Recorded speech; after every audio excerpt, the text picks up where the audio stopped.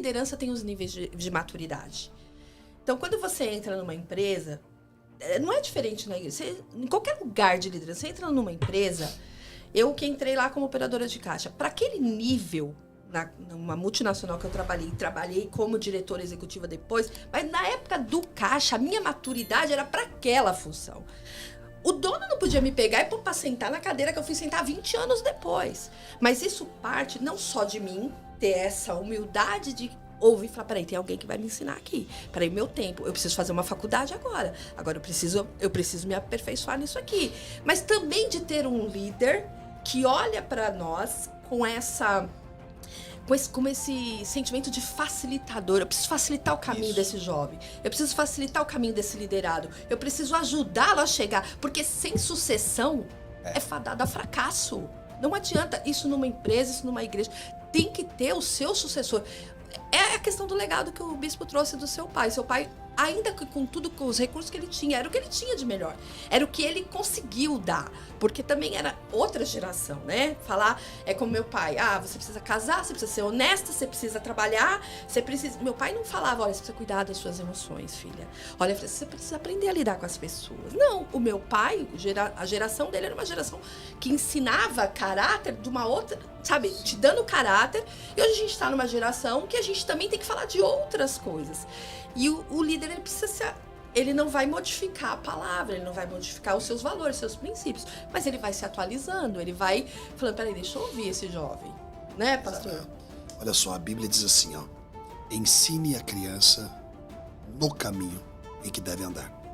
Não é ensine a criança o caminho, ensine a criança no caminho, é processual em que deve andar. E quando crescer, não irá se desviar dele. A questão é o seguinte, crianças grandes se desviam daquilo que foram ensinadas. Então a Bíblia não está falando a verdade? Não está. O que a Bíblia está incentivando é que nós venhamos a nos tornar em fábricas de memórias. Fábricas de memórias. Ensinar a criança é plantar a semente para que no futuro ela venha a ter referência. As colunas elementares para o avanço da vida. Ela vai olhar para a referência que é a memória e ela vai perceber, se estiver errada, que é necessário rever os seus caminhos. Então, qual é o meu conselho? Pais, mães, amigos, amigas, pastores, se tornem em fábricas de alta produtividade de memórias. E como é que eu faço isso? Investindo momentos que farão parte da história de uma pessoa. Observe o filho pródigo. O filho pródigo, ele não volta para casa, ele volta para uma pessoa, porque ele teve uma memória acionada lá no chiqueiro. Ele disse assim, ó, meu Deus, na casa do meu pai os servos comem pão. Olha a memória. O pai investiu memória. O pai foi uma fábrica de descentralização de memórias que produzirão nele em tempo de desvio, porque o pai ensinou. Ele foi uma criança ensinada. Por isso ele disse, pequei contra os céus. Ele tinha consciência dos princípios. Pequei contra o meu pai. Ele tinha consciência do que o pai ensinou. Já não sou digno de ser chamado seu filho. Ele tinha uma consciência de um princípio de merecimento. Embora o evangelho não contempla a meritocracia. Mas ele tinha.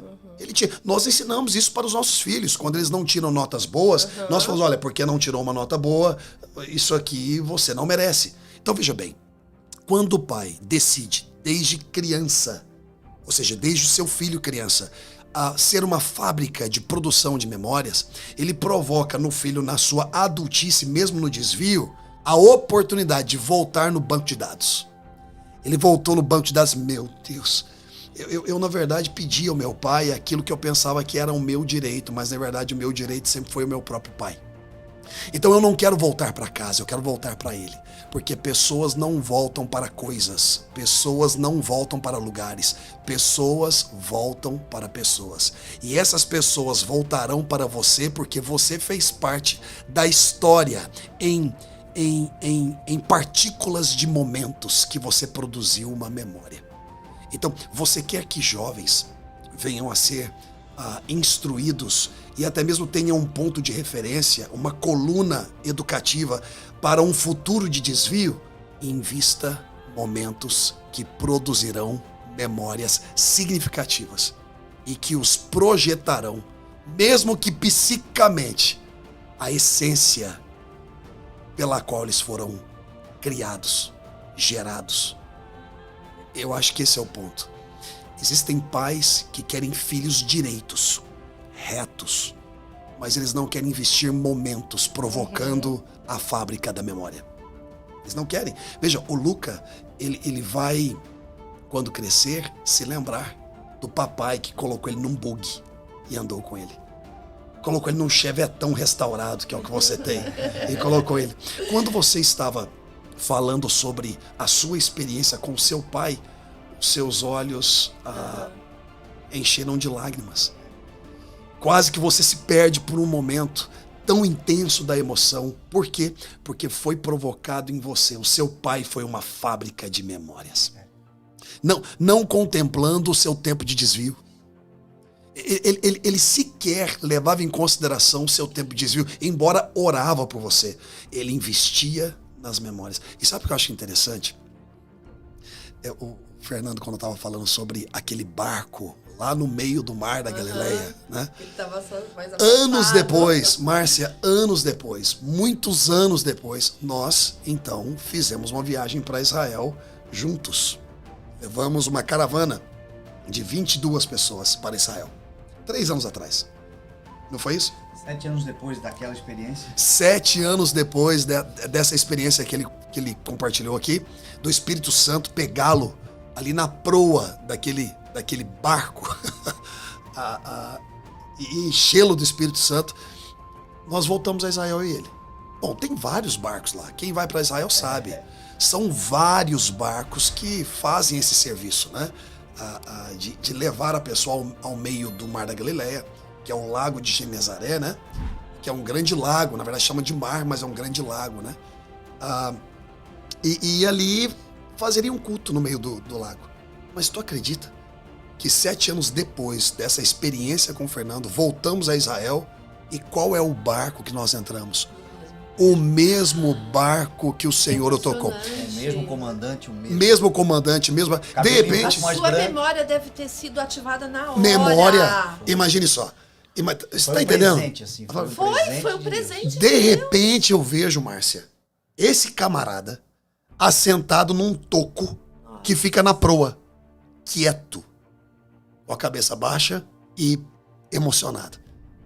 Eu me aproximo dele e eu falo, tá tudo bem? Ele fala assim, nesse mesmo toco, nessa mesma proa, nesse mesmo barco, o Senhor me resgatou. Não é lindo isso? Demais. E de mais engraçado, para reforçar isso, pastor, que você está trazendo da memória, né? E que fique... se pudesse dar uma dica para os pais, né? É inevitável... há uma atmosfera da graça de Deus aqui. Eu estava lembrando, eu acabei de lançar um livro, e nesse livro eu conto uma parte do meu pai. Meu pai faleceu em 2011. Mas no meu segunda experiência emocional, amorosa, a pessoa me abandonou grávida de 4 meses. E minha mãe falou assim, você vai contar pro seu pai. Porque meu pai, ele não ligava, ele só olhava. Ela falou, você vai contar. Eu tinha 21 anos. E eu falei, meu Deus, eu tava morrendo de medo. E eu não pensei em Jesus. Falei, como? Meu pai minha mãe já tinha colocado pra fora de casa. Falei, meu Deus. E aí eu entrei num quarto com meu pai.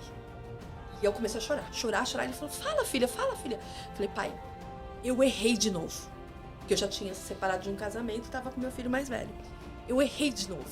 E chorava. Ele, como assim? Eu tô grávida.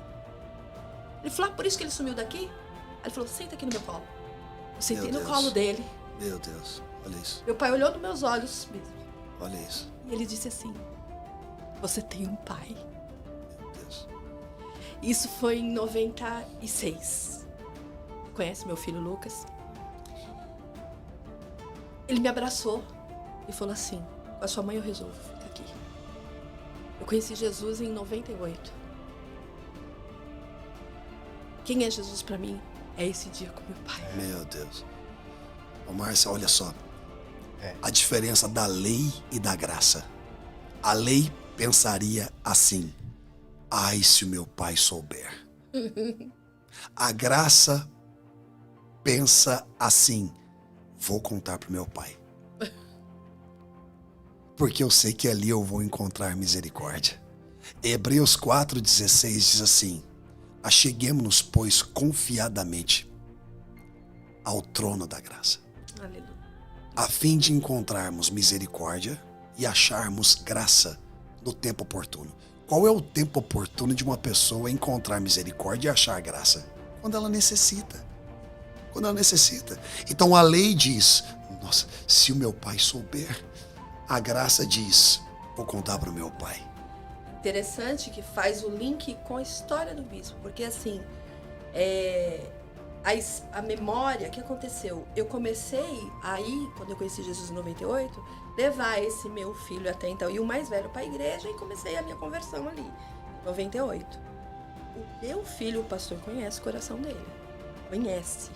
Eu posso falar que o pastor Léo conhece meu filho Lucas, mais assim, do que algumas pessoas.